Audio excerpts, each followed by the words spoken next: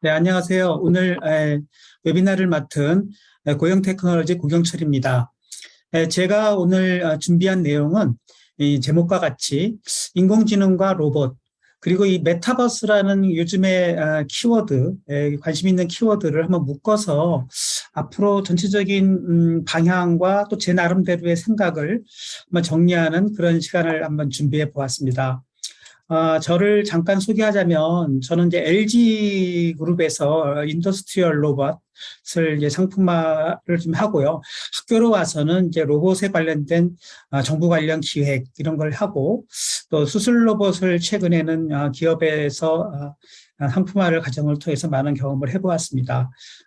최근 5년 동안에는 이 인공지능 기술이 발달함에 따라서 기업에서도 많은 관심이 생겨났죠. 그래서 이 기업의 관점에서 인공지능을 어떻게 제품에 적용할 것인가 그런 연구를 수행해 본 바가 있습니다. 오늘은 그래서 크게 이 세 가지 주제를 한번 펼쳐보면서 이것들이 어떻게 서로 연동되고 새로운 미래를 펼쳐질지 한번 생각해 보도록 하겠습니다. 인공지능을 먼저 한번 살펴보도록 하죠. 그 알파고가 지금부터 6년 전에 광화문에 우리가 포시즌 호텔에 와서 그 팀이 보여준 그러한 어떤 퍼포먼스는 어떻게 보면 섬하게 불과했고요. 그 이후에 그 알파고가 보여주는 각종 알고리즘들이라든가 또 그거에 연동되어지는 각종 그 인공지능 기술에 대한 성능은 날로 발전되고 있는 걸 확인해 볼 수가 있습니다. 특히 제가 공부하던 시절 30년 전인데요. 그때도 사실은 인공지능 기술이 있었었죠. 근데 그 당시에는 상당히 하드웨어적으로도 상당히 지금에 비해서는 굉장히 차이가 있었고 알고리즘 측면에서도 많은 차이가 있어서 상당히 어떤 한계를 느끼던 시절이었습니다. 그러나 지금은 30년이 흐른 지금에는 컴퓨터의 속도는 매우 빠르게 발전을 해왔고 앞으로도 이 속도는 점점 더 같은 속도를 유지하면서 컴퓨터의 성능은 날로 향상될 거라고 보여집니다. 컴퓨터의 속도만 발전되는 것이 아니죠. 보통 보면은 클라우드 컴퓨팅 기술, 모든 그 컴퓨터들이 서로 병렬로 연결되고 또 클라우드로 서로 묶이면서 그 성능들은 거의 이제 우리가 보통 얘기하는 아주 초고속 컴퓨터에 가깝게 진행되고 있습니다. 그러다 보니까 예전에는 도저히 꿈도 꾸지도 못한 그런 알고리즘들, 거대한 용량의 신경망 모델들이 실시간으로 연산되는 시대에 우리가 살고 있다고 보여집니다.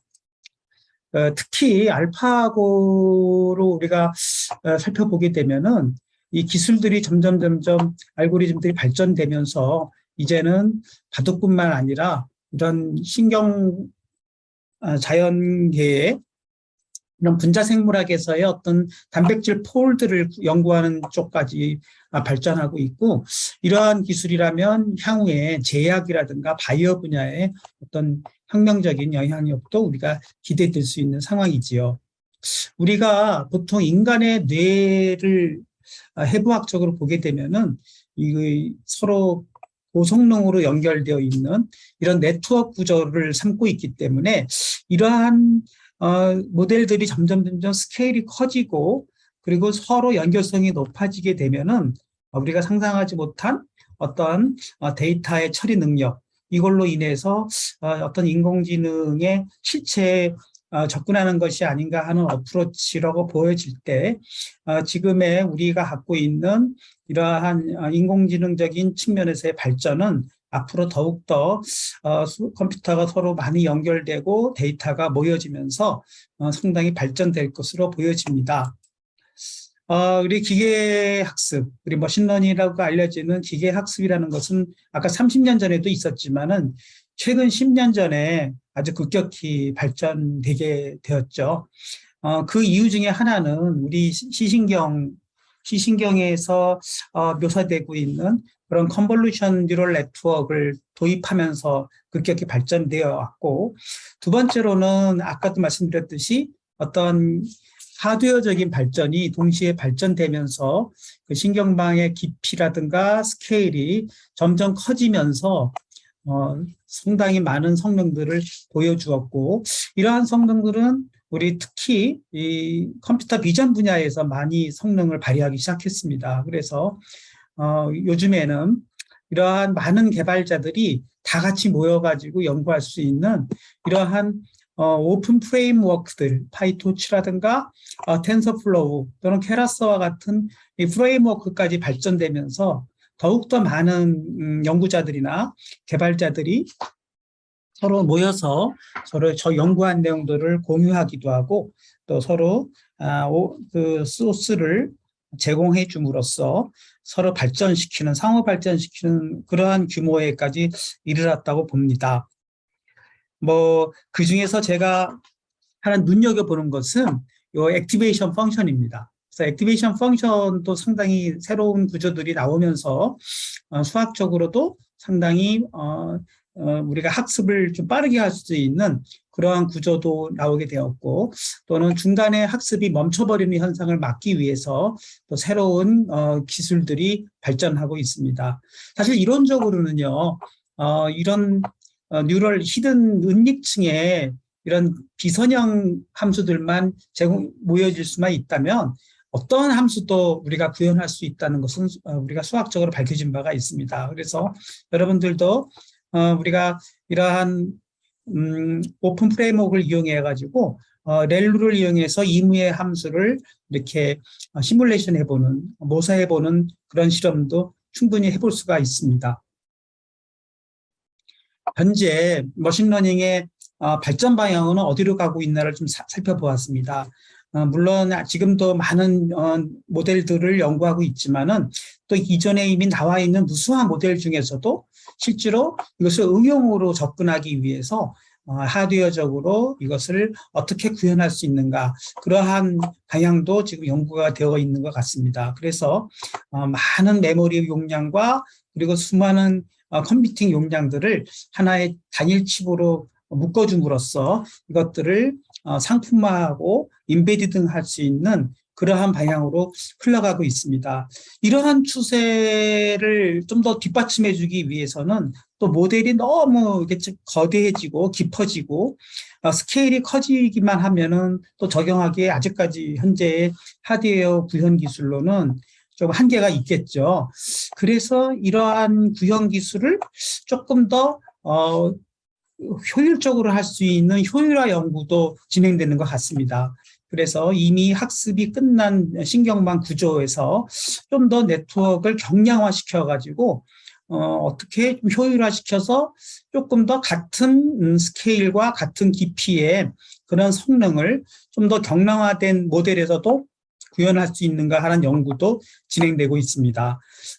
그 일예로 이피션트 네트워크라는 것이 있어서 우리가 계산 정밀도 측면에서나 또는 모델의 경량화 측면, 이게 모델의 경량화를 얘기할 수 있는 하나의 지표는 그 모델이 포함하고 있는 학습해야 할 파라미터의 수인 거죠. 그래서 수천만 개, 수억 개에 해당되는 파라미터는 아무리 컴퓨터의 속도가 빨라진다고 하더라도 그 속도에는 한계가 있기 때문에 그것을 어떻게 해서든 줄여서 그 파라미터의 수를 줄여서 좀 더 실시간적으로 계산할 수 있는 그러한 연구들도 많이 진행되고 있습니다.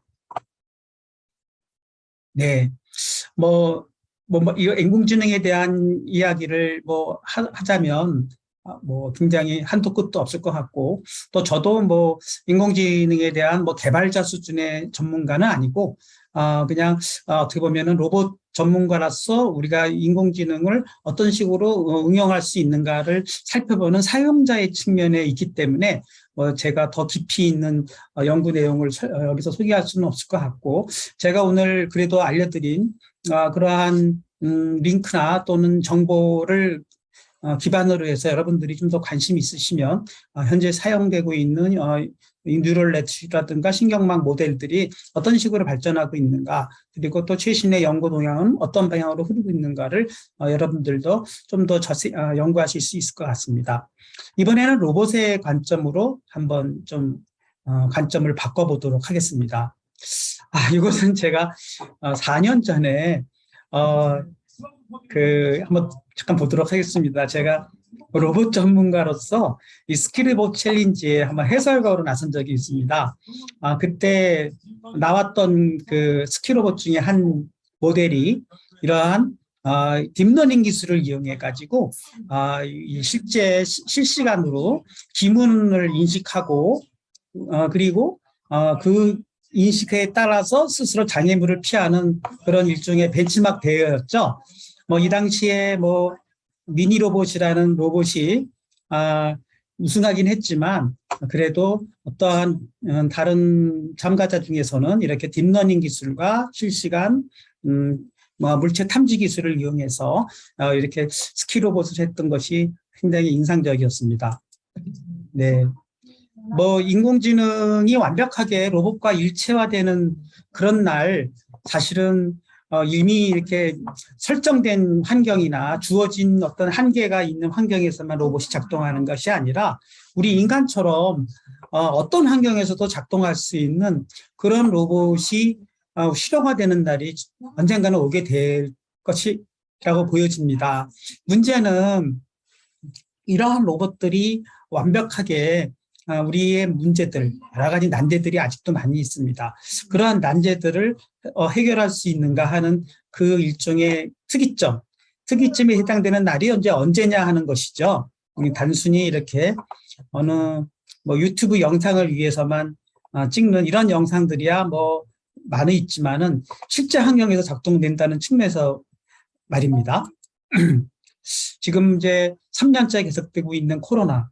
이 코로나에서도 많은 비대면 세상이 오고 이런 비대면 세상에서도 이 로봇을 이용해서 어떻게 해서든 여러 가지 자동화를 통하고 최소한 이 대면을 좀 최소화시키는 그런 아이디어들도 많이 속출하고 있죠. 물론 이 중에서 일부는 또 상품화 수준까지 간 것이 있지만 또 아직 연구실 레벨에서 머물고 있는 수준이라고 보여집니다.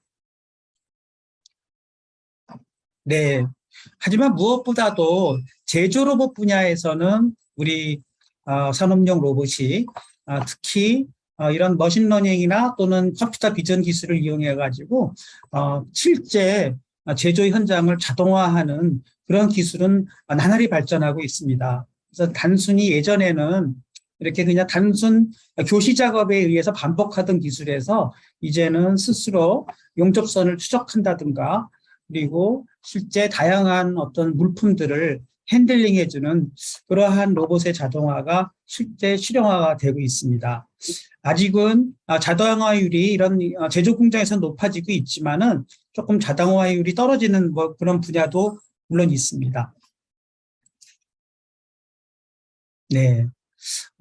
특히 장비 분야에서도 많은 이제 초정밀화되고 있고 또 여러 가지 부품 레벨에서도 우리나라의 장비 기술력은 매우 뛰어나게 지금 올라서고 있죠. 그래서 앞으로 반도체 제조 장비라든가 또는 기타 제조 분야에서도 이러한 로봇 기술들은 계속 활발하게 상품화되고 있습니다.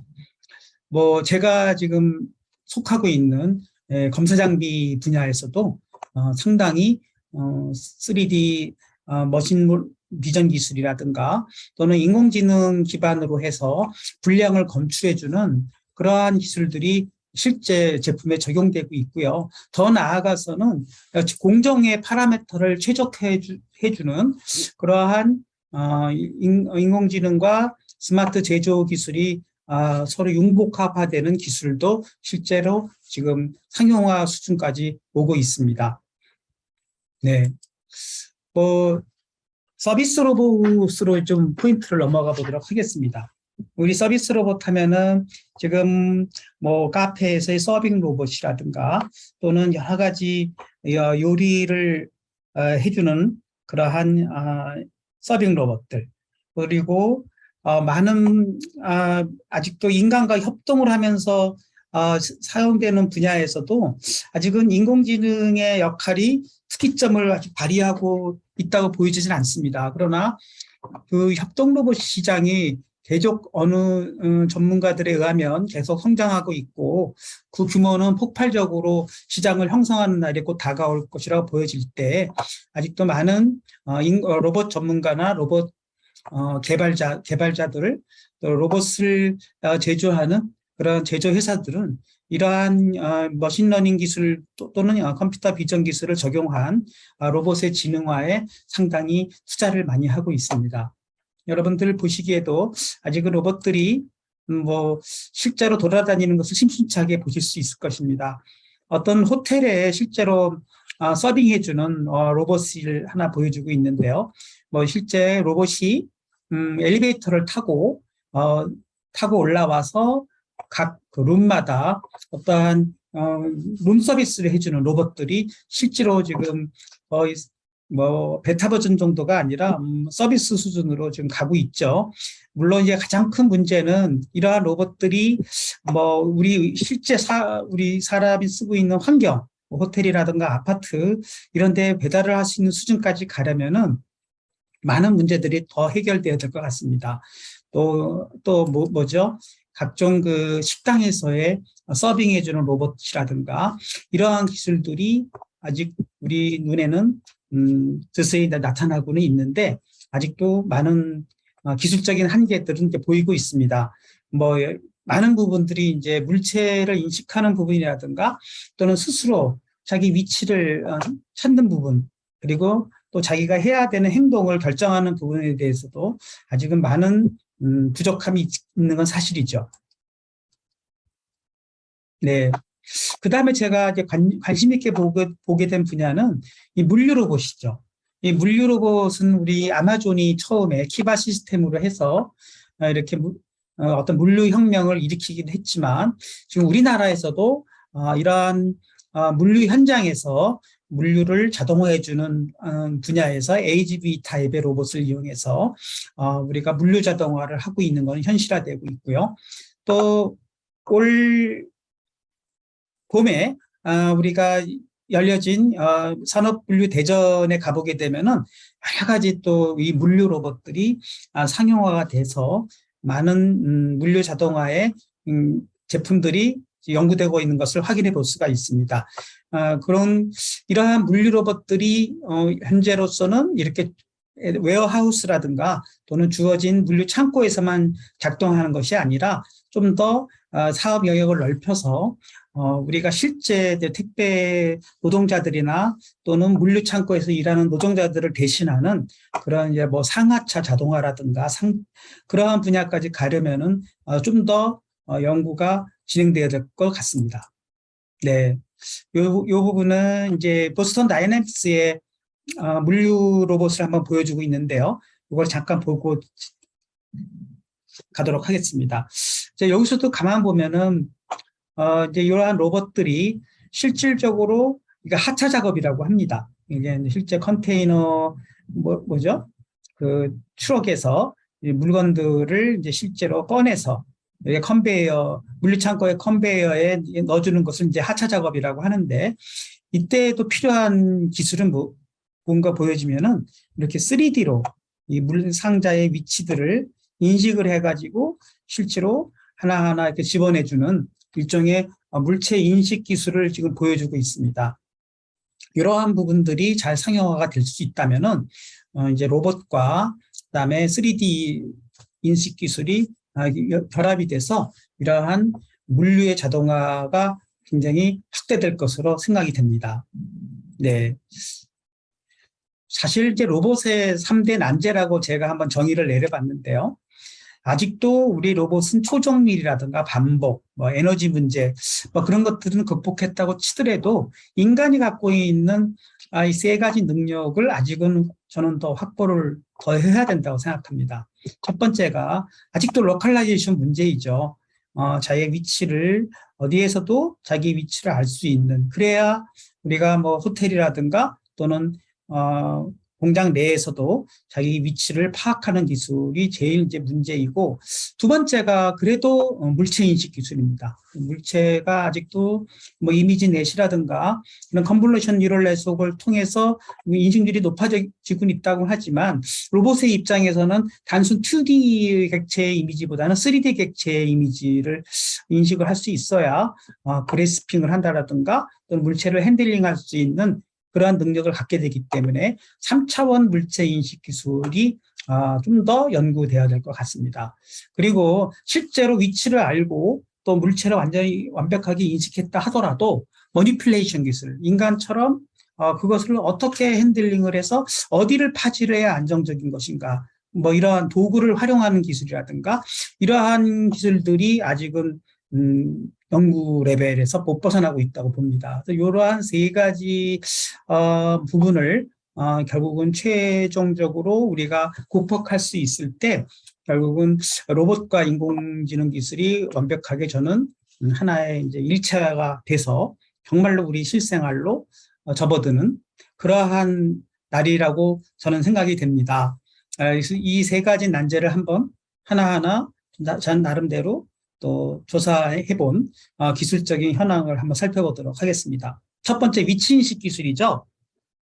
우리가 많이 알고 있는 사이멀테니어스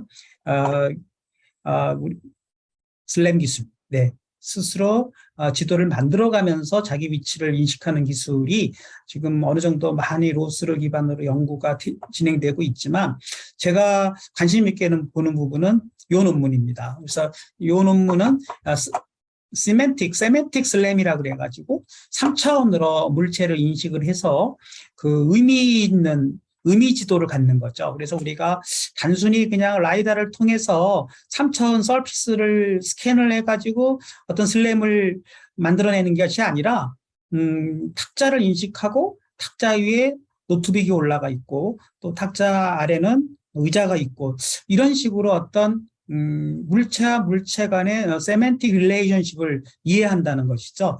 이러한 시도를 하는 것을 저희가 키워드를 통해서 논문도 많은 논문도 발표되고 있고, 실질적으로 이러한 3D 기반의 세멘틱 슬램 기술을 이용해서 우리가 어떻게 누가 먼저 또 이것을 상품화 수준으로 가느냐. 그래서 어떠한 관성 센서를 쓰느냐, 어떠한 3D 카메라를 쓰느냐, 뭐 그런 것도 중요하겠죠. 뭐 인텔 리어 센서를 쓴다든가 또는 뭐 마이크로소프트의 키넥트를 쓴다든가 또는 기타 스트록스드 라이트 기반으로 한 뭐 구조강 3D 카메라를 쓴다든가 여러 가지 카메라를 이용해서 실질적으로 어떻게 지오메트리 환경 대상의 물체들을 인식하느냐, 그것이 잘 인식이 된다 그러면, 인식률이 높아진다 그러면 그걸 기반으로 해서 또 환경을 구축하고, 환경이 구축된 걸 기반으로 해서 또 자기가 위치를 파악하는 그런 기술들이 현재로서 굉장히 활발히 연구되어지는 분야라고 생각이 됩니다. 오브젝트 디텍션 분야도 마찬가지죠. 뭐 이것은 뭐 아주 욜로 3를 기반으로 한 단순 2D 이미지 객체 인식을 하고 있는 영상이긴 하지만 최근에는 점점 욜로의 버전도 올라가서 5, 지금 7까지 나왔죠. 그래서 점점 속도도 빨라지고 액큐러시 인식률도 거의 그 이전에 패스트 RCNN 수준의 그런 인식률을 보여주는 그러한 발전을 이루어지고 있습니다. 그래서 이것이 또 물론 이제 자율주행할 때는 뭐 이렇게 우리가 물체만 인식해주면 충분할지 몰라도 로봇으로 가려면은 이것이 단순 2D 인식으로 돼서는 안 되겠죠. 좀 더 확장이 되는 걸로 어떤 것이 있나 제가 한번 확인해 보았는데, 바로 그 전에 이제 욜로에 대해서 제가 잠깐 조사를 해봤습니다. 욜로는 뭐 여러분이 알다시피 조셉 레드만이라는 이 개발자가 창안해놓은 기술이고, 뭐 이 본인 외에도 여러 또 개발자들이 참여를 해서 욜로의 버전들이 지금 올라가고 있는 걸 알고 있고, 기본적인 핵심 기술은 성공 요인은 속도에 있었죠. 그러니까 거의 실시간 이미지로 우리가 처리할 수 있느냐, 결국 라이브 영상을 처리할 수 있느냐의 승부를 걸었고, 실질적으로 프레임 퍼 세컨드를 50에서 또는 120까지 넘는 그러한 실시간 처리 능력을 가져줌으로써 실제 우리가 웹 카메라로 그냥 영상을 비춰줬을 때 그 영상에 펼쳐진 물체들을 탐지해주는 그런 능력을 보여줌으로써 과연 이러한 머신러닝을 기반으로 한 어떤 카메라의 인식 기술을 급격히 발전시켰다고 이제 보여집니다. 이러한 욜로 기술을 기반으로 해서 로봇 기술까지 발전한다 그러면 저는 또 제 관심이 있는 분야 3D 오브젝트 디텍션까지 갈 수 있느냐 하는 것이죠. 그래서 여기 아까 바운딩 박스 자체가 그냥 단순히 이렇게 네모만 쳐서 정확하게 차면 차, 뭐 사람이면 사람을 딱 인식하는 게 아니라 그 차의 그쵸 자세, 3D 자세까지도 인식하는 그런 기술이 이제 발전하고 있고, 물론 이제 그게 발전하려면 데이터가 많아야 되겠죠. 그래서 데이터도 키티 데이터셋이라는 것을 다 공유함으로써 이 3D 오브젝트 연구를 하는 사람을 위한 데이터셋을 다 공유하고 있는 걸 확인해 볼 수가 있었고, 지금은 욜로4를 기반으로 하고 있지만 파이토치 기반으로 해서 욜로5나 7까지도 연구할 수 있는 분야가 지금 펼쳐지고 있는 걸 확인할 수 있었습니다. 그래서 이러한 3D 오브젝트 디텍션 기술을 역시 로봇 기술과 연동시킬 수만 있다면 아까 제가 말씀드린 대로 뭐 물류 창고에서 박스에서 물건을 꺼낸다든가 그런 걸 할 때는 오브젝트의 타지 방향을 인식하기 위해서는 그 오브젝트의 방향까지도 3D 매트릭하게 3차원 지오메트릭하게 인식할 수 있는 기술이 발전되어야 될 것 같습니다. 네, 제가 설명을 좀 빠르게 하다 보니까 거의 제가 여러분들이 좀 쫓아오기가 쉬울지 모르겠습니다만 오늘 영상이 다 녹화가 되고 있다고 하니까 제 자료도 전부 드리도록 하겠습니다. 그래서 여기 있는 링크라든가 이렇게 들어가 보시면은 관련된 논문이라든가 또는 연구 현황 또 관련된 비디오들을 여러분들도 같이 확인할 수 있도록 제가 링크를 다 걸어놨습니다. 행위인식 분야를 또 저는 관심 있게 봐야 되는데요. 제가 속한 기업에서는 이제 수술 로봇을 개발하고 있기 때문에 수술 의사들의 이 행위들을 또 어떻게 이것이 옳고 그르냐 하는 것을 판단하는 이런 기술들이 또 수술 로봇의 성능 발전에 상당히 영향을 줍니다. 그래서 실제로 그런 연구가 이미 일어나고 있고 이런 모션들을 평가하고 자동으로 분석해주는 그런 소프트웨어들도 지금 이미 오픈되고 있습니다. 그래서 여러 가지 의사들의 입장에서는 자기들의 행위를 에스티메이션, 평가하고 이런 것이 이렇게 일종의 모니터링 된다는 게 조금 불편할 수도 있겠지만 실질적으로 로봇 서저리라든가 또는 의사들의 행위를 기반으로 해서 다시 그 행위의 어떤 행동들을 다시 로봇으로 학습시키는 상호 연동시켜서 로봇의 성능도 높여주고 또 휴먼 서전, 인간의 의사들의 의술도 발전시키는 이 상호 발전시키는 개념에서 본다고 할 때 이런 행위인식 기반의 연구도 상당히 중요한 분야라고 생각돼서 소개해 보았습니다. 네, 마지막으로 이제 로봇 그래스핑이죠. 아까 제가 말씀드렸듯이 3대 난제 중에 로컬라이제이션 문제가 해결되고 또 레코그니션, 디텍션 문제가 해결됐다 하더라도 내가 과연 도구를 어떻게 사용할 것인가 하는 그런 부분에 대한 학습이 이루어지지 않으면 진정한 로봇의 작업 능력을 향상시킬 수 없다고 봅니다. 이 장면은 스탠리 큐브릭의 여러분이 잘 아시는 스페이스 오디세이의 한 장면인데요. 결국은 이렇게 인간의 원조 유인원이 도구를 사용하면서부터 지능이 발전한 것처럼 결국은 로봇도 실제 도구를 사용하는 능력을 스스로 파악할 수 있을 때 로봇의 지능도 상당히 인간의 능력을 대신할 수 있는 수준까지 가지 않을까 생각이 됩니다. 우리 김상배 교수님의, 저는 MIT 김상배 교수님의 그 로봇 전략 컨퍼런스에 했던 상당히 그 영상 강연을 감명 있게 봤는데요. 그 부분도 여러분께 링크를 걸어놨습니다. 그래서 한 번만 들어보시면 얼마나 이 그래스핑 문제가 로봇의 학습에 또는 로봇의 그 도구 능력에 얼마나 챌린지할 만한 문제인가를 확인해 보실 수가 있습니다. 네. 네, 로봇을 위한 뉴럴네트워크 학습 플랫폼도 많이 지금 오픈되고 있죠. 아마존이라든가 또는 마이크로소프트 이런 데서도 여러분 로봇 연구자들을 위해서 각종 데이터를 수집한다든가 또는 그 데이터를 검증해주는 그러한 플랫폼을 제공해 줌으로써 이제는 데이터 사이언티스트, 로보티스트, 로봇 전문가, 그리고 우리 공학자 이런 사람들의 경계가 점점 이제는 허물어지고 있다 봅니다. 그래서 우리가 실질적으로 어떤 모델들을 연구하거나 또는 학습 알고리즘을 연구하는 그러한 순수 우리가 인공지능 개발자를 떠나서 사용자 입장에서 본다 하더라도 어떻게 사용하는 것이 로봇에게 도움이 되는가 하는 측면에서는 상당히 우리가 이런 플랫폼들을 이용해 가지고 많은 실험과 그리고 또 실험된 결과를 서로 공유해주는 그러한 이 플랫폼의 활용은 굉장히 중요한 거라고 생각이 됩니다. 네, 이제 제 이야기의 이제 세 번째 주제 메타버스로 한번 넘어가 보도록 하겠습니다. 사실 메타버스는 뭐 게임에서부터 시작된 거죠. 그래서 게임 분야에서 상당히 이제 게임의 어떤 그 뭐라 그러죠?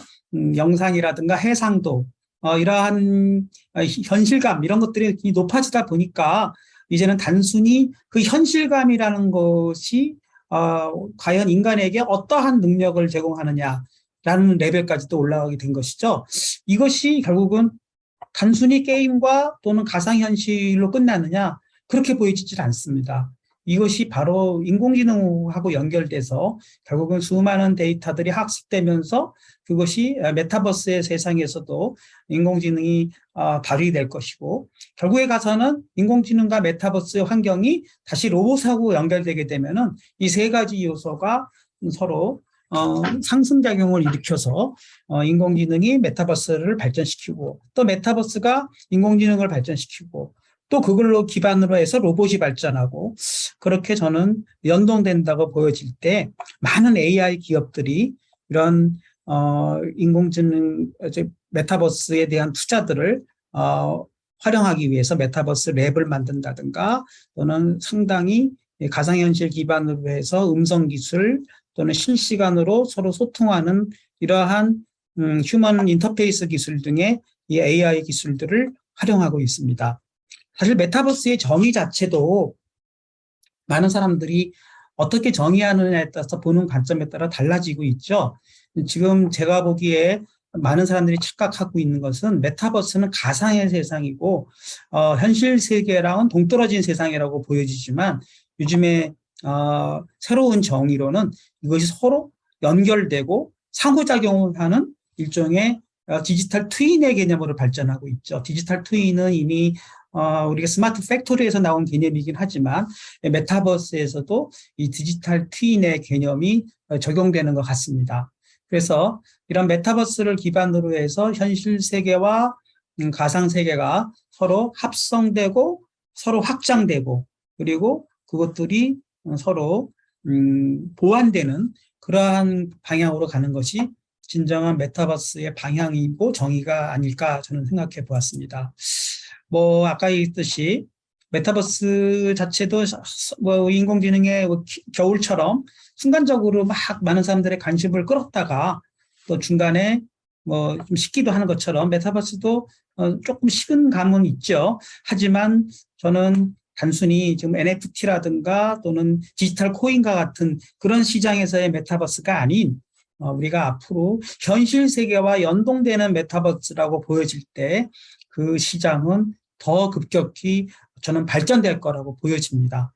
어떤 식으로 발전해야 저는 이 메타버스가 진정 현실 세계를 강화시키는 방향으로 가느냐라고 봤을 때 일종의 기존에 있는 기술, 기존에 있는 제조 산업, 기존에 있는 여러 가지 우리의 현실에서 지금 연구되어 있는 산업과 연동되어서 이것이 메타버스와 서로 전문형, 맞춤형으로 발전되는 그런 융합이 저는 온다고 보여지고, 그중에 한 이그젬플로서 이 선박 설계를 메타버스를 기반으로 해서 우리가 설계를 하고 시뮬레이션을 하고 실제로 이미 제조되기 전에 그 시뮬레이션 된 레벨에서 거대한 그 선박 내부를 살펴본다든가 또는 선박 내부의 엔진이라든가 열처리 또는 여러 가지 그런 시스템이 운영되는 것을 메타버스 기반으로 활용할 수 있지 않을까라는 생각을 해보았고, 건조 단계에서도 마찬가지죠. 우리가 여러 가지 그 HMD와 같은 디바이스를 이용해서 실제로 건조되지 않은 그러한 메타버스 시뮬레이션 환경과 실제로 건조되는 환경과 오그멘티드 리얼리티로 봄으로써 좀 더 분량을 최소화할 수 있는 그러한 건조 환경으로도 가는 것을 발전할 수가 있겠습니다. 그렇게 해서 모든 우리가 지금 하고 있는 스마트 제조 분야, 자동차라든가 뭐 각종 머시닝 분야, 조립 분야, 많은 그 설계 분야에서도 이런 메타버스 기반으로 해서 이런 설계가 서비스되고 또 제조 단계에서 서로 오그멘티드 리얼리티로 연동되어지고 이렇게 발전되는 것이 메타버스의 어떤 미래상이 아닐까라고 생각해 보았습니다. 그러나 말이죠. 더 나아가서 이제 메타버스의 기술이 어떻게 되면 실시간 현관과 완전히 결합되는 개념도 살펴볼 수가 있는데, 잠깐 이 영상을 한번 보시죠. 이걸 보시면은 메타포트라는 이 3D 카메라 회사가 만든 영상인데요. 실제로 자기의 주거 공간을 3D로 또는 여러 가지 산업 현장을 3D 카메라로 살펴봄으로써 그 3D로 모델링을 하고, 그 3D로 모델링으로 끝나는 것이 아니라 각각의 기반으로 해서 물체를 인식해버리는 것이죠. 그럼 그것이 아까 제가 말한 3D 레코그니션 기술과 그다음에 3D 욜로라든가 또는 아까 3D를 기반으로 한 세멘틱 슬램으로도 연결되지 않겠습니까? 그러면 이러한 기술들이 로봇으로 발전하면 어떻게 되겠습니까? 그러면 로봇이 집안 환경에서 물체들을 인식하고 자기 위치를 파악하고, 그리고 또 그것이 바로 또 자동화로 연결되는 로봇으로 발전하고 이렇게 연동되지 않을까요? 그래서 앞으로 이제 점점 컴퓨터 기술이 발전하고 또 이렇게 3D 기술이 발전하고 또 그 3D 기술의 데이터를 기반으로 해서 모든 메타버스 기반으로 모든 실제 세상이 데이터화가 된다면은 우리가 말하는 매트릭스의 세상이 되는 거 아니겠습니까? 그래서 가상현실과 실제 현상이 이제는 완전히 연동되어지는 그런 세상까지도 발전한다고 보여질 때, 제가 보기에는 메타버스 기술과 AI 기술 그리고 로봇 기술이 결국은 다 연동되어지는 그러한 기술이 될 거라고 저는 생각이 됩니다. 네, 제가 또 지금 관여하고 있는 수술 로봇 분야에서도 마찬가지죠. 이건 언리얼 5에서 제가 영상을 받아봤는데요. 언리얼 5를 기반으로 해서 우리가 구현된 시뮬레이티드 시장에서는 실제 수술을 하고 있는 그 장면들을 완전히 3D로 보여주는데, 그 3D로 보여주는 영상의 수준이 언리얼 5니까요. 거의 뭐 영화의 그쵸. 실제 영화 수준의 화질로 보여줌으로써 우리가 의사들에게 여러 가지 그 수술 교육을 시킨다든가 훈련을 시킨다든가 이런 것들이 이제 가능해지고, 이런 것들을 전부 모델링화함으로써 아까 얘기한 실제 설계 기술까지도 연동이 돼버린다 그러면은 이제는 언리얼 5 또는 유니티 이러한 그래픽 기술들이 단순히 뭐 게임이라든가 영화 만드는 정도가 아니라 실제 제조를 한다든가 설계를 한다든가 또는 교육, 어떻게 보면 우리가 하고 있는 모든 우리의 인간 자동화, 인간의 생활 다 이게 엮여지지 않겠습니까? 그러다 보니까 결국은 우리가 좀 나아가야 할 어떤 기술적인 트렌드를 살펴볼 수 있는 그런 방향을 저는 확인해 볼 수가 있습니다. 뭐 잠깐 또 로봇 이야기를 잠깐은 수술 로봇 이야기로 들어간다. 그럼 현재 로봇은 요 정도 수준까지 와 있습니다. 내비게이션 센서를 잘 만들어서 수술 도구가 몸 안에 어디까지 들어가 있는가까지 잘 파악해줘서 상당히 컴퓨터 서저리라고 하죠. 그러다가 방금 보여드린 처럼 약간 이제 HMD 기술까지 들어가 줌으로써 몸 안에 있는 여러 가지 정보들을 오그멘티드 리얼리티에서 뼈의 위치라든가 혈관의 위치, 네, 이런 것들을 다 알려줌으로써 수술 정밀도를 향상시키고 그것이 이제 로봇과 연결되면서 인간이 가능하지 않은 그런 작은 영역에 그 상처를 내고 들어가서 수술을 한다든가 이제는 인간이 이제 여기서 말하는 인간은 이제 의사죠. 의사의 관여 없이도 스스로 수술 로봇을 해줄 수 있는 그런 인공지능 기반의 수술. 그게 되려면 아까처럼 욜로3 기반의 욜로7 기반의 3D 레코그니션. 그러면은 몸 안에서도 혈관의 모양 또는 뭐 장기, 위치 이런 것들이 다 레코그니션, 객체 탐지가 되지 않겠습니까? 그러니까 단순히 자율 운전만 되는 셀프 드라이빙만 되는 게 아니라 이런 AI 서저리까지 되는 그런 수준까지도 지금 발전할 것이라고 보고 있습니다. 네, 그래서 오늘 좀 이야기가 다소 제가 하고 있는 관심이 있는 분야 수술 로봇 그리고 또 3D 객체 인식 분야 또 메타버스 분야를 연동을 해가지고 오늘 세미나 내용을 준비해 보았습니다. 결국은 이제 로봇과 메타버스 그리고 우리가 말하는 여기서는 표현은 안 됐지만 인공지능이 어떤 식으로 연결되느냐에 따라서 결국은 로봇의 단순 반복에서 어떤 정해진 작업에서 좀 복잡한 작업 그리고 정말 아직까지는 한계가 막혀서 아직은 활용성의 실용성은 아직 벗어나고 있지는 않지만은 곧 결국은 이러한 기술들이 컴퓨터의 발전 기술, 알고리즘의 발전 기술, 그리고 모델링 기술, 그래픽 연동 기술, 이런 또 각종 응용 기술들이 발전되면서 결국에는 이런 가상 세계와 현실 세계, 그리고 로봇과 인공지능이 서로 연동되지는 그러한 모든 제조 분야의 혁신이 일어나고 모든 우리 인간 생활에 혁신이 일어나는 그러한 미래 세상이 이 세 가지 기술을 기반으로 해서 오지 않을까 생각해 보았습니다. 오늘 좀 내용이 좀 큰 내용이고 또 어떻게 보면은 상당히 많은 분야를 다루긴 했지만 그 부분에 있어서 제가 관련 링크라든가 논문들 이런 것들을 잘 연동을 시켜놨기 때문에 전부를 커버하지는 못했어도 오늘 들으신 여러분들이 이러한 걸 기반으로 해서 좀 더 관심 있는 분야로 여러분들의 응용 분야를 발전시킬 수 있는 그런 계기가 되기를 바라겠습니다. 네, 감사합니다. 메타버스와 가상현실 그리고 실제 현실이 연동되어지는 기술을 위해서 로봇 기술과 통신 외에도 통신 기술이나 현실적인 문제가 해결을 안 되는 어떤 것도 있을까요? 그런 걸 하셨습니다. 글쎄요, 저는 사실은 이제 메타버스를 기반으로 해서 가장 필요한 부분은 역시 메타버스 쪽에서도 데이터의 문제라고 생각이 됩니다.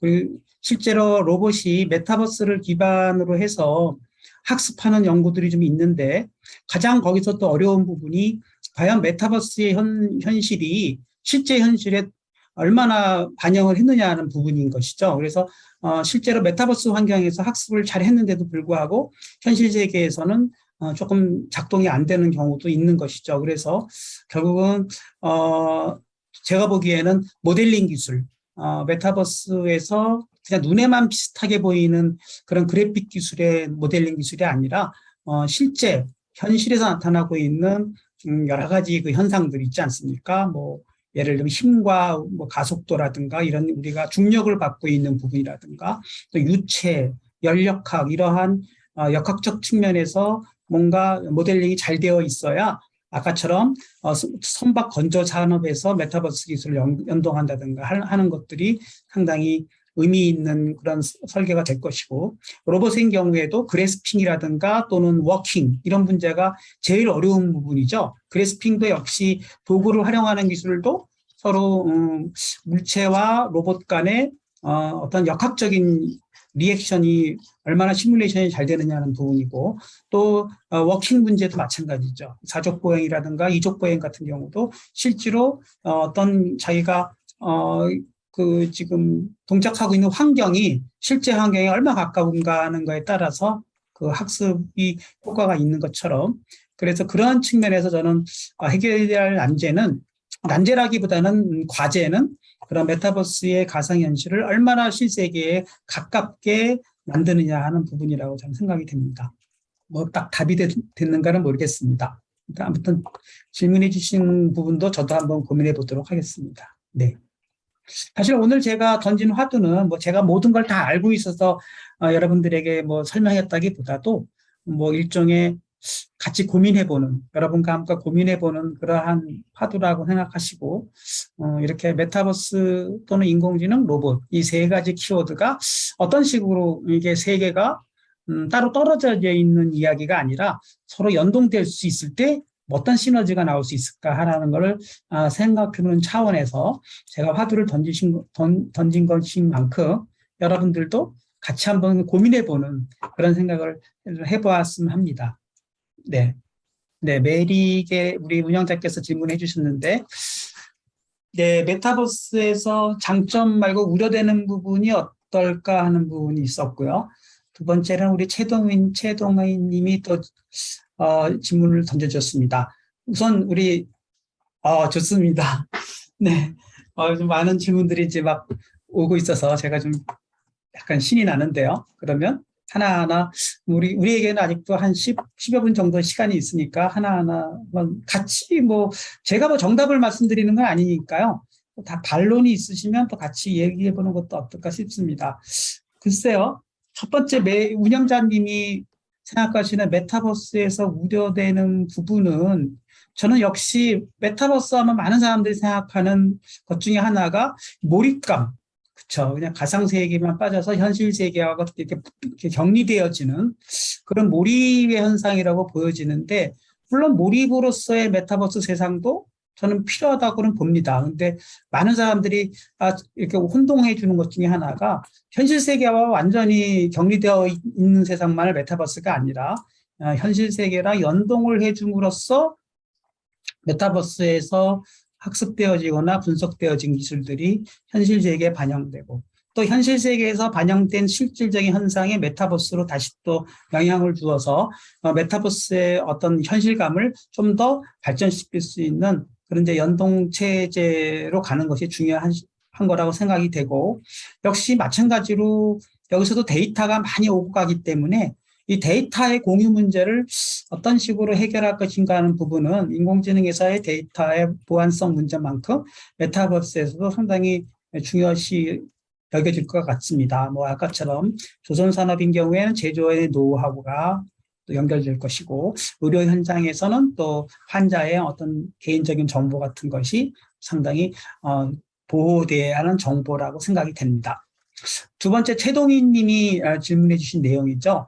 로봇 기술에서 정확성과 정밀도는 상당히 성숙되어져 있는데, 인간의 경우에는 정밀도만 가지고도 목적을 이루기 가능한데 그런 차이는 어떻게 보여지나요?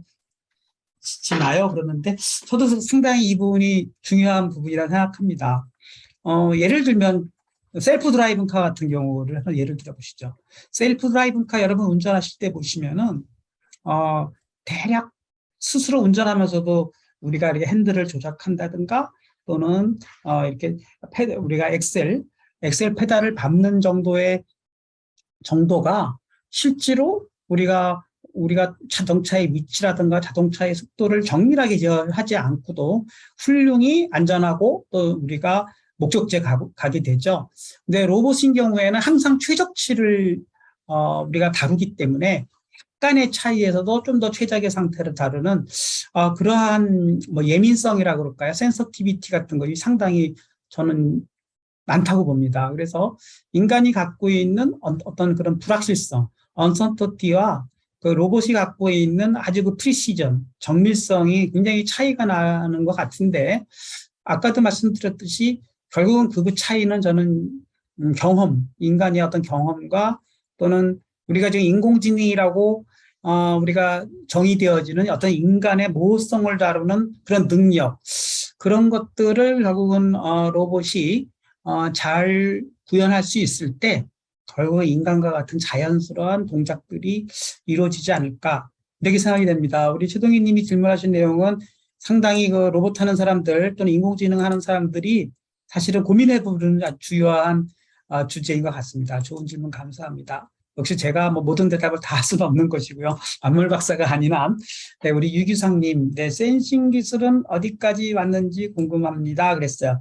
사실 센싱 기술이 굉장히 중요하죠. 3D 센싱 기술로 해서 상당히 발전되고 있는데, 뭐 지금 뭐 포인트 클라우드 기술을 하고 있는 키넥트 같은 경우는 완전히 우리 인프라레드 비전의 비전이라고 그래서 적외선 스테레오 비전 기술로 해서 상당히 뎁스 정보를 실시간으로 얻고 있고요.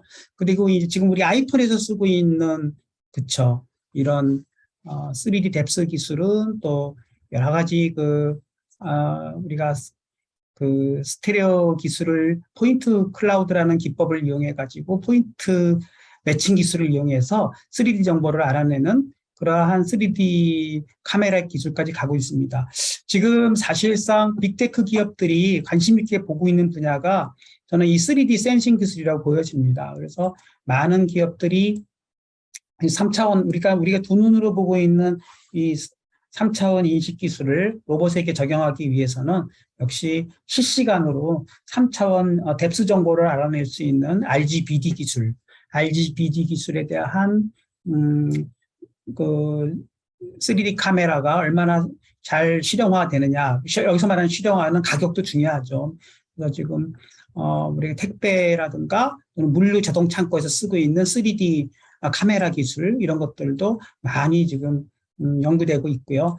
이런 부분들은 제가 나중에 유기상님이 혹시 정보 주시면 제가 최근까지 조사한 3D 카메라 기술, 여기서 말하는 센싱 기술이 뭐 3D 카메라뿐만 아니라 많은 센싱 기술이 있죠. 로봇에게는 뭐 텍타일 센싱도 있고 뭐 여러 가지 로컬라이제이션 센싱 기술도 있지만 그 중에서도 관심 있는 부분은 이런 3차원 센싱 기술로 봤을 때 라이다 기술과 스테레오 비전 기술 또는 이 포인트 3차원 스테레오 기술 같은 경우는 상당히 지금 많은 수준까지 발전하고 있습니다. 네. 또 DYP 데스크탑님이 디지털 트윈과 메타버스는 같은 의미인가요? 다른 의미인가요? 그렇게 여쭤보셨어요. 저는 뭐 어떤 면에서는 같은 의미라고 생각합니다. 디지털 트윈은 이제 스마트 팩토리에서 넘어온 기술이죠.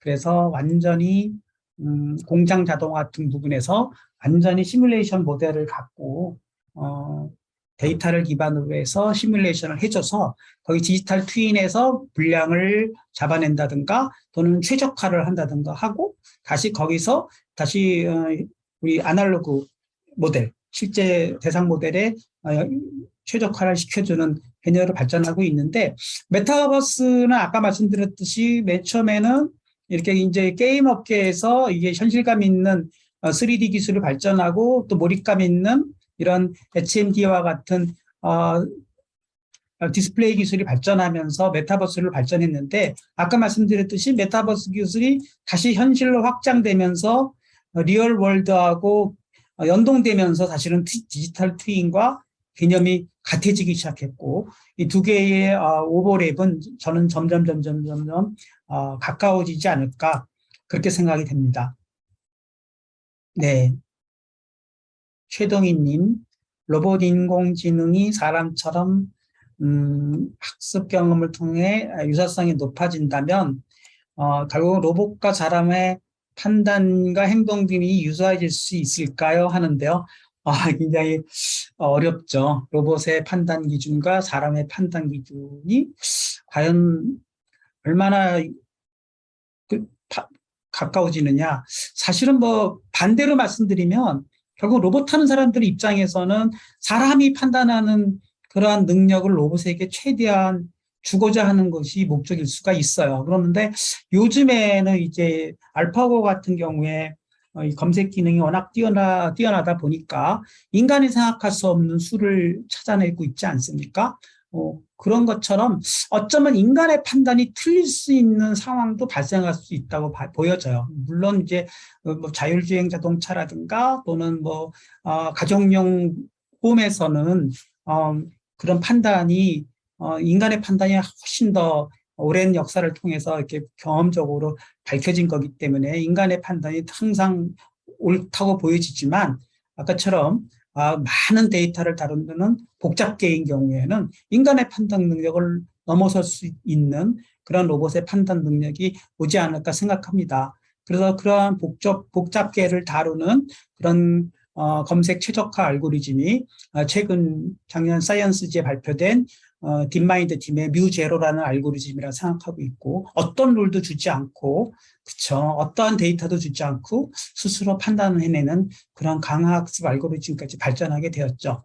네, 뭐 아무튼 뭐 우리가 이제 앞으로 펼쳐지는 앞으로의 30년 지금부터 이제 2052년까지 로봇 기술도 발전할 것이고 인공지능 기술도 뭐 나날이 발전할 것이고요.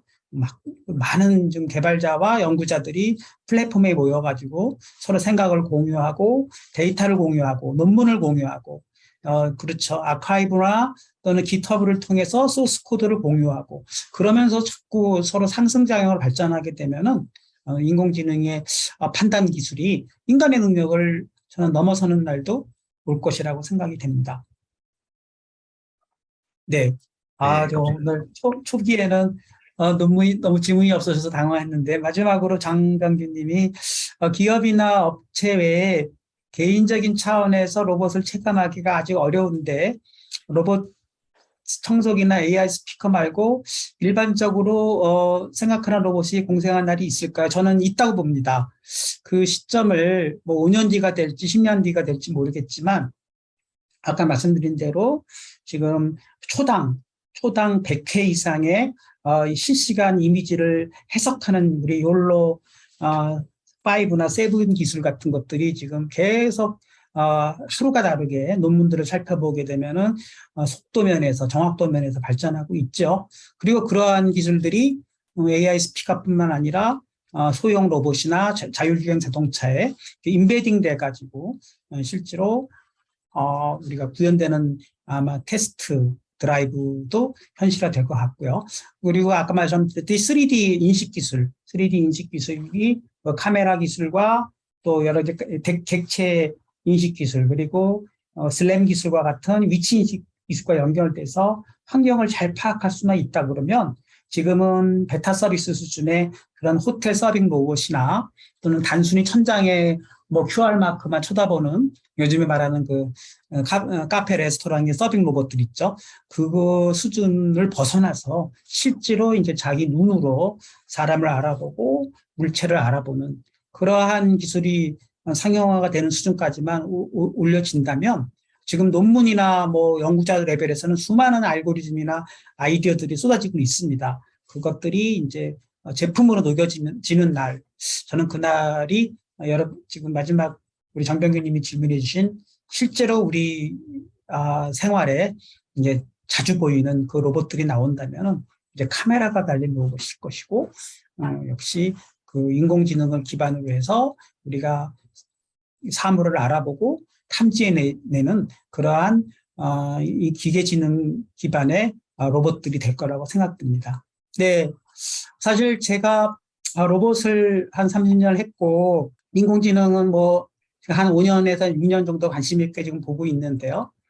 우리가 이제 이크라라든가 또는 제어학회 이런 데 가보면은 아직도 인공지능 분야에 대한 연구나 논문은 많이 나오고는 있지만 그 수준이 미국이나 이런 지금 아까 얘기했듯이 뭐 욜로라든가 또는 파이토치 이런 기반으로 하고 있는 많은 연구자들의 논문 수준을 보게 되면은 뭐 질적인 측면에서는 모르겠습니다. 양적인 측면에서는 부족하다고 보여져요. 그 이유가 뭔가 살펴봤더니 많은 사람들이 아직도 인공지능이나 데이터 분야에 대해서 조금은 좀 관심의 벽을 좀 삼고 있지 않나 생각이 됩니다. 저는 우리 인공지능은 이제는 어느 한 특정 분야의 전유물이 아니라 모든 사용자들이 적용할 수 있는 그러한 시대로 가고 있기 때문에 특히 우리 메릭의 기계정보연구센터에